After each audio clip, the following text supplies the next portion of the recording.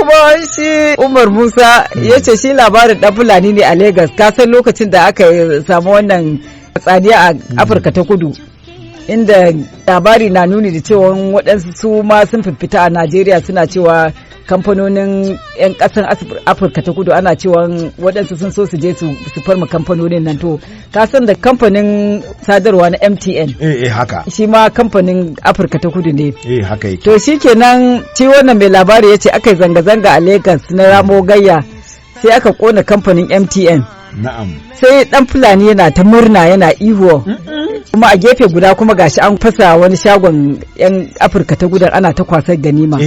To wasu wani dan sanda da yake wucewa sai ya ce ma dan Fulanin, to kai ba za ka gudu ka je ka kwashi ganima ba. Kai ba ka ɗibe da bunka. Ka taba ji dan sanda ya yi da mutum ya je ya sata. Wasu ya ce ma dan Fulani, kai ba za ka je ka gudu ka kwashi ganima ba. Sai ya ce mishi a'a ai shi baya ma bukatar abin da aka yi mai yan Afirka ta Kudu nan ya isa. Ya ce kaga shi MTN din nan, ofishin MTN da aka kai mahari ai shi an mashi komi.